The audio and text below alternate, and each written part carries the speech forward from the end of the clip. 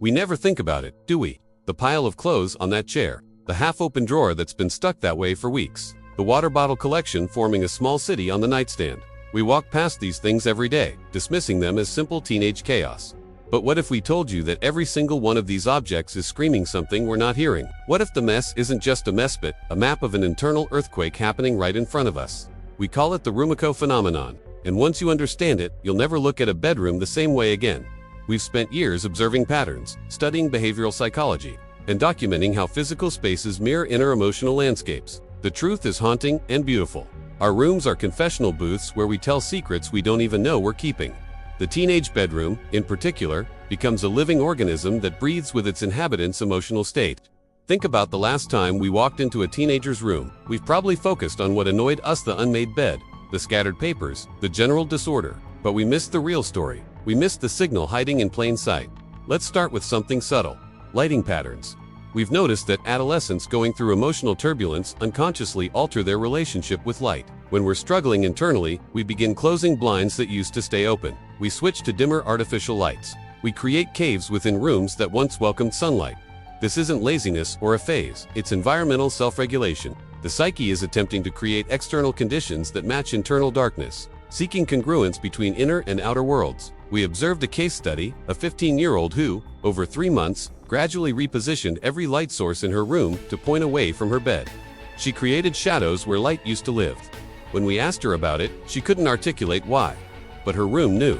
Her room was building a fortress around vulnerability she couldn't yet name. The rhythm of space tells us even more. We're talking about how objects move or stop moving through a room over time.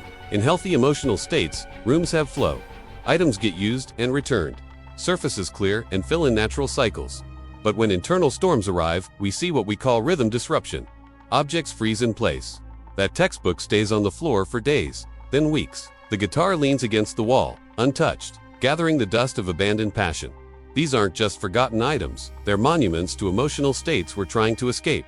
We've documented what we call object archaeology, layers of belongings that accumulate like sediment, each layer representing a different emotional era. The hoodie from last month draped over the chair, the art supplies from the brief creative burst last week scattered on the desk, the phone charger that migrated from nightstand to floor when sleep patterns changed. Each layer is a timestamp of transformation. Here's where it gets fascinating. We unconsciously curate these layers. We could clean them up, but we don't. Some part of us knows we're creating a record, even if we can't read it ourselves yet. The room becomes an external hard drive for emotional data we're not ready to process. Organization patterns shift in predictable ways. When we're anxious, we often see what researchers call surface organization. The visible areas look acceptable, but drawers and closets become chaos zones. It's emotional compartmentalization made physical. We're literally hiding what we can't handle, pushing it into dark spaces where we don't have to see it. When we're depressed, we see the opposite. Entropy spreads everywhere. The energy required to maintain any boundary between order and disorder simply isn't available. But here's what breaks our hearts. We also see false order. This is when a teenager's room becomes militantly organized, almost sterile, everything perfectly in place, not a wrinkle on the bed. We might celebrate this, thinking they've finally gotten it together. But often, this extreme control over environment indicates extreme loss of control internally. The room becomes a frantic attempt to impose order on inner chaos that feels overwhelming. We need to talk about object migration, how possessions move between public and private spaces in the home. When adolescents are processing difficult emotions, their personal items start appearing in liminal spaces. Jackets on the stairs, backpacks in the hallway, shoes in the kitchen. They're unconsciously marking territory, creating breadcrumbs of identity throughout the house. It's an anxiety response, a way of ensuring they can't be forgotten, that they exist, that they matter. The scattered objects are saying, I'm here, see me, I'm struggling to feel real. Collection behaviors reveal internal states too. We start gathering specific items without understanding why. One teenager collected exactly 17 empty soda cans on his windowsill before his parents noticed. When asked, he said they felt important. Later, in therapy, he realized he'd been counting down to something he was dreading. The cans were an anxiety calendar his conscious mind couldn't face creating. We collect what comforts us when we're hurting. Stuffed animals that haven't been touched in years suddenly reappear on beds. Childhood blankets emerge from closets. We're self-soothing, reaching backward for safety when the present feels dangerous. The room fills with temporal refuges, objects from easier times. And then there's the phenomenon we call the shrine corner. Almost every adolescent going through emotional transformation creates one. Usually without realizing it, it's a small section of the room corner of a desk, section of shelf, spot on the floor where objects accumulate that represent who they trying to become or who they fear they losing. Photos, quotes, small trinkets, random items that carry symbolic weight. These shrines are psychological workshops where identity gets hammered out in three-dimensional form. But here's the twist, the question we need you to sit with. If rooms speak this loudly, why don't we hear them? What are we afraid of listening to? We've been taught to see teenage mess as defiance or laziness. But what if we've been reading the language wrong this entire time? What if every scattered object is actually a word in a sentence we haven't learned to read? Let's go deeper into the grammar of space itself. We've identified what we call protective clustering, when items that should be spread throughout a room migrate together into tight groups. Books that lived on shelves now pile on the floor beside the bed. Clothes form walls around sleeping areas. This isn't random. When we feel emotionally vulnerable, we unconsciously build physical barriers between ourselves and the world. We're creating nests, bunkers, protective zones. The room reorganizes itself around our need for safety. We documented a 17-year-old whose entire room gradually migrated toward one corner over the course of a semester. The bed got pushed against walls. Desk rotated inward. Even the rug shifted. He was literally making himself smaller, reducing his footprint, trying to disappear while still existing. His room was screaming, "I need to take up less space in the world." No one heard it until it was almost too late. The inverse happens too, when adolescents are experiencing expansion, growth, confidence, discovery. Their presence spreads. Objects venture outward. They claim more territory. The energy in the room feels different, more open. Things get rearranged, not from anxiety, but from curiosity. We're testing new configurations of self by testing new configurations of space. Color migrations tell stories we often miss. When we're depressed, we unconsciously remove color from our environment. Bright posters come down. Colorful items get hidden. The room becomes monochromatic, usually in grays and blues. It's not an aesthetic choice, it's emotional weather made visible. Conversely, sudden explosions of color can indicate either healing or mania, depending on the quality of the change. We're literally painting our internal state onto external reality. We need to examine what doesn't change the untouchable objects. Every room has them. The item that stays in the exact same place despite everything else shifting. For some, it's a photo. For others, a gift from someone important. A trophy, a shell from a memorable beach trip. These anchors remain fixed while everything else swirls. They're emotional North Stars, the things we're afraid to move because they represent something we're terrified of losing or forgetting. Their immobility speaks volumes about what we're gripping tightly inside. Technology positioning reveals emotional states in fascinating ways.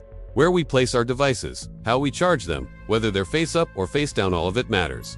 When we're anxiously attached to digital connection, phones never leave our immediate reach, often sleeping in the bed with us. When we're overwhelmed by digital life, devices start appearing across rooms, at distances, sometimes deliberately placed where we can't easily access them. We're using physical space to manage our relationship with constant connectivity. We've observed task graveyards, areas where incomplete projects go to die. The half-finished homework, the guitar with 3 strings, the art project that lost momentum. These aren't failures. They're emotional crime scenes showing us where energy ran out, where depression hit, where anxiety took over. Each abandoned task is a snapshot of the moment internal resources got depleted. If we look at what got abandoned and when, we can trace the timeline of an emotional crisis. Mere relationships change dramatically. We either avoid them or position ourselves where we can't escape our reflection. Some adolescents cover mirrors completely. They can't face literal self-confrontation when internal identity feels chaotic. Others create situations where they must constantly see themselves, as if trying to confirm they exist or monitoring for changes they fear or hope for. The room becomes an accomplice in either self-erasure or surveillance. Smell and sensory environment matter more than we acknowledge. When we're struggling, we often stop opening windows. Air becomes stale.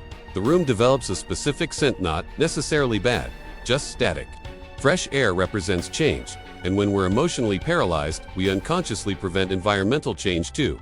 Everything stops moving: air, objects, energy, us. We've documented what we call transitional object overflow. These are items that should move between home and outside world but get stuck. Backpacks that never get unpacked. Jackets that never make it to closets. Shoes worn indoors constantly.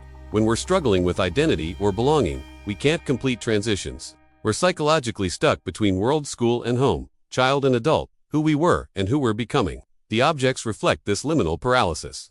Personal artifact curation changes with emotional state. When we're healthy, we naturally cycle through what we displace, switching out photos, rotating meaningful objects, updating our environment to reflect current self. When we're depressed or anxious, this curation freezes. Rooms become time capsules of an earlier self we no longer identify with but lack energy to update.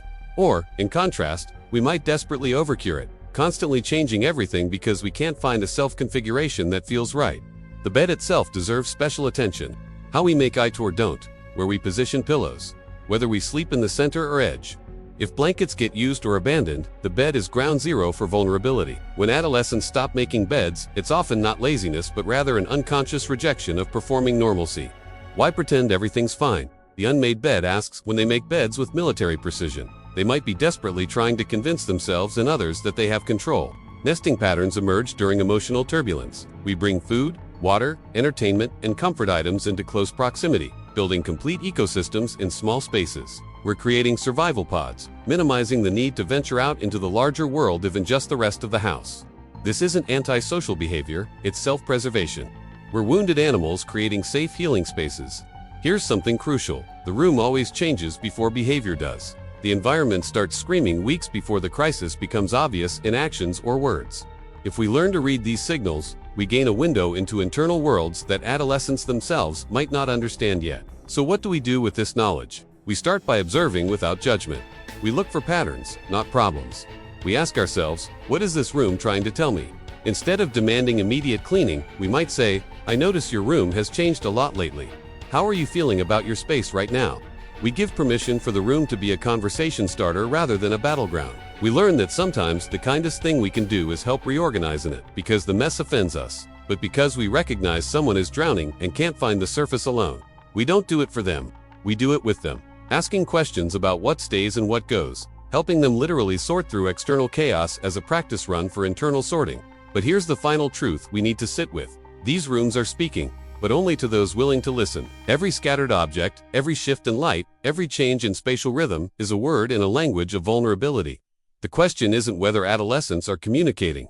They're screaming. The question is, are we brave enough to hear what the silence between objects is actually saying? The next time we walk past a messy teenage bedroom, let's pause. Let's look closer. Let's see the map of an internal world that's too complex, too overwhelming, too new to put into words. Yet, let's recognize that we're looking at a self-portrait painted in belongings rather than brushstrokes. Because once we see it once, we truly see the hidden signal living among scattered objects. We can never unsee it. And maybe that's exactly the awakening we all need. What will you hear the next time you listen to a room?